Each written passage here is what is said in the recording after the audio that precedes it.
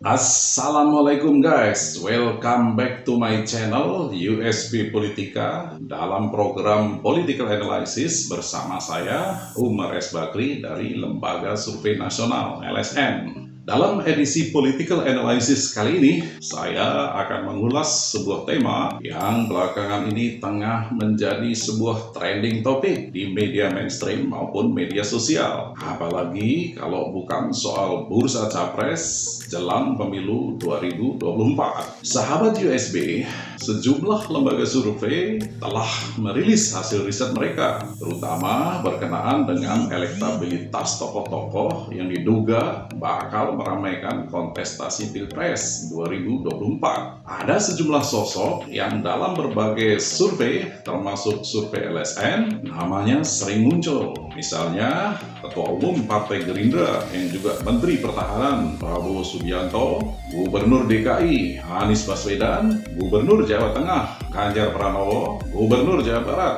Ridwan Kamil, politisi senior Partai Gerindra yang juga Menteri Pariwisata dan Ekonomi Kreatif Sandiaga Uno, mantan Wali Kota Surabaya yang sekarang menjadi Menteri Sosial Tri Risma Harini, mantan Panglima TNI Gatot Nurmantio, Ketua Umum Partai Demokrat Agus Harimurti Yudhoyono atau AHY, politisi senior PDI Perjuangan yang juga Ketua DPR RI Puan Maharani, hingga Menko Polhukam Mahfud MD, mantan Gubernur DKI Basuki Cahayapurnama atau Ahok, dan Ketua DPD RI Lanyala Mataliti. Hasil riset semua lembaga survei mainstream termasuk LSN menunjukkan bahwa saat ini bursa capres telah mengerucut ketiga nama, yakni Prabowo Subianto, Anies Baswedan, dan Ganjar Pranowo. Namun dari ketiga sosok yang elektabilitasnya paling signifikan itu, nama Ganjar akhir-akhir ini paling banyak dibincangkan di media, baik di televisi, di radio, di media cetak, maupun media sosial. Nama Gubernur Jawa Tengah itu kelihatannya tengah menjadi media darling, sosok yang sangat disukai media. Dapat dikatakan tak ada hari tanpa berita soal Ganjar. Namun di tengah moncernya popularitas Ganjar Pranowo, tiba-tiba muncul suara-suara sumbang dari PDI Perjuangan, partai yang membesarkan nama Ganjar sendiri. Sebelum analisis ini saya lanjutkan, kita dengarkan sejenak suara-suara sumbang dari PDI Perjuangan tersebut agar kita memperoleh gambaran yang lebih komprehensif. Pemimpin itu menurut saya ke depan ini adalah pemimpin yang memang ada di lapangan, bukan ada di sosmed. Kalau diberi tugas sama komandannya kan Ibu Megawati Soekarno Putri. Jadi Mas Ganjar ini diberi tugas untuk menjadi Gubernur Jawa Tengah. Pak Ganjar kalau pengen jadi presiden boleh nggak? Jawabannya pasti boleh. Tetapi ada wilayah yang kita mesti hati-hati. Kalau wilayah aku pengen jadi calon presiden, itu wewenangnya Ibu Ketum. Itu gimana ya? Terus mau jadi pemimpin, ya ntar dulu dah. Nah kalian jangan tiru-tiru kayak gitu loh. Maka lebih baik kalau saya bolak-balik bilang, kalau ndak mau jadi petugas partai, saya tidak ngomongi lagi anggota partai, petugas partai. Artinya yang diberi tugas oleh partai, out. Nah, apa arti suara-suara sumbang dari elit PDI Perjuangan tersebut? Bagaimana kita memaknai gencarnya pemberitaan soal Ganjar di media akhir-akhir ini? Benarkah Ganjar bukanlah sosok yang dirindukan oleh petinggi PDI Perjuangan, khususnya oleh Megawati dan Puan Maharani? Sahabat USB, pertama-tama kalau kita ingin memahami sebuah gejala politik, kita harus meyakini bahwa apa yang terjadi di panggung depan atau front stage acap kali berbeda dengan yang sebenarnya mewarnai panggung belakang atau backstage. Dalam politik, panggung depan atau arena yang sering menjadi sorotan media acap kali adalah panggung kepura-puraan, kamuflase, atau panggung sandiwara. Sedangkan panggung belakang adalah tempat di mana substansi dari proses-proses politik sering terjadi. Dalam literatur politik, ini disebut sebagai teori dramaturgi, sebagaimana diintrodusir oleh Erving Goffman. Karena panggung belakang biasanya selalu tertutup dan media tak dapat menjamah, maka untuk memahami setiap gejala politik, termasuk gejala soal popularitas Ganjar akhir-akhir ini, dibutuhkan insights atau ketajaman wawasan yang memadai. Sebagai analis, saya meyakini bahwa ribut-ribut atau gaduh soal Ganjar di PDI Perjuangan beberapa waktu lalu tak lebih dari sebuah drama atau panggung sandiwara. Dengan demikian, saya kurang sependapat dengan analisis banyak pengamat yang mengatakan bahwa Megawati dan Puan Maharani tak merestui Ganjar menjadi capres tahun 2024. Kata mereka, Megawati dan juga Puan marah dengan Ganjar yang lebih banyak menghabiskan energi untuk persiapan menjadi capres daripada menjalankan tugas-tugas gubernur. Namun, benarkah Megawati marah terhadap Ganjar? Benarkah Puan Maharani cemburu pada elektabilitas Ganjar yang mengungguli elektabilitas dirinya? Betulkah Ganjar bukanlah sosok yang dirindukan oleh PDI Perjuangan untuk menggantikan Jokowi di tahun 2024 nanti?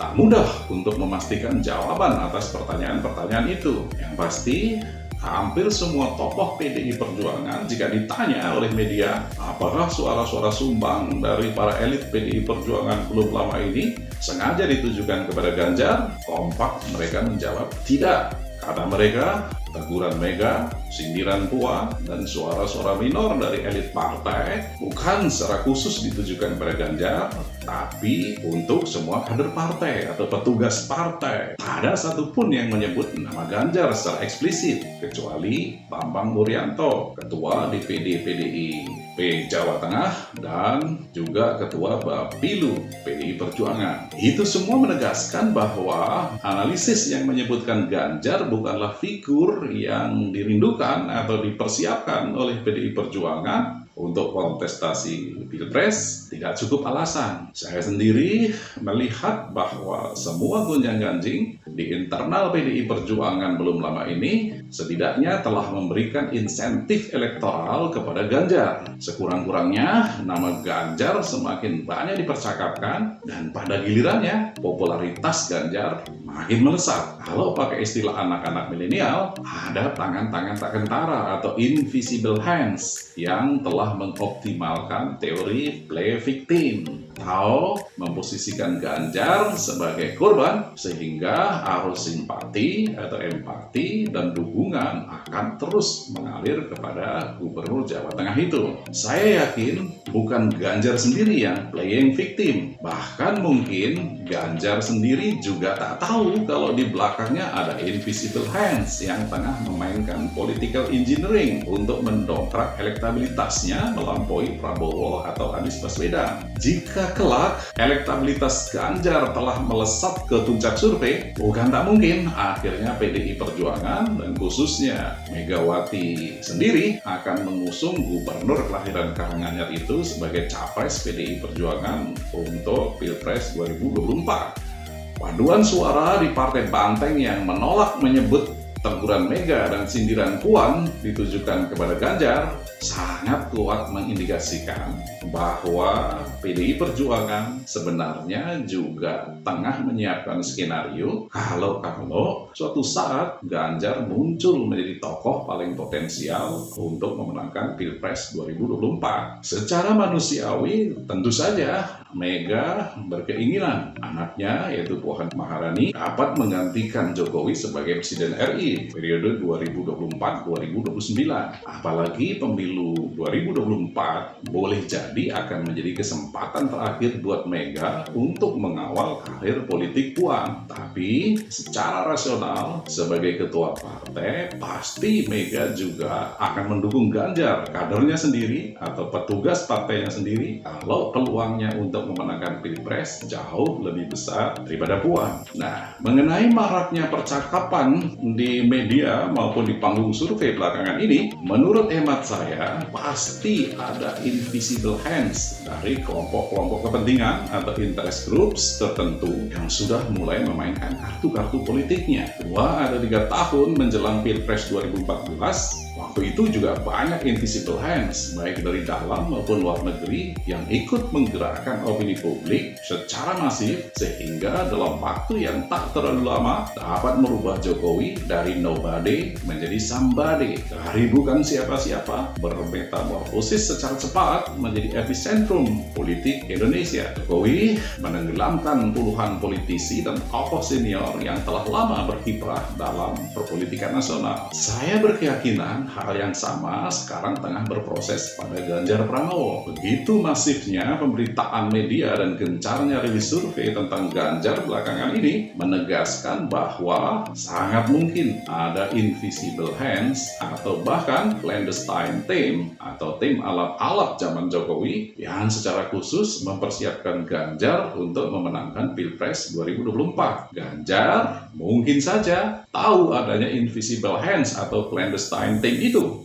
tapi mungkin juga Ganjar tak tahu. Karena dalam kontestasi Pilpres dalam sebuah negara besar seperti Indonesia, sudah pasti banyak invisible hands atau banyak variabel yang berkepentingan, baik di tingkat domestik maupun global turut bermain. Sepanjang cara-cara yang mereka mainkan konstitusional atau tidak melanggar hukum, tentu sah-sah saja. Sahabat USB, mungkin Anda bertanya, mengapa invisible hands tersebut memilih Ganjar untuk dipersiapkan menggantikan Jokowi tahun 2024? Mengapa bukan Prabowo Subianto? Mengapa bukan Anies Baswedan, Mahfud MD, Rizal Ramli, atau Lanyala Mataliti misalnya? Saya akan jawab pertanyaan ini dalam analisis politik saya pada episode berikutnya di channel USB Politika ini. Demikian analisis singkat saya mengenai Ganjar yang tengah menjadi media darling atau sedang moncer di panggung depan politik Indonesia akhir-akhir ini.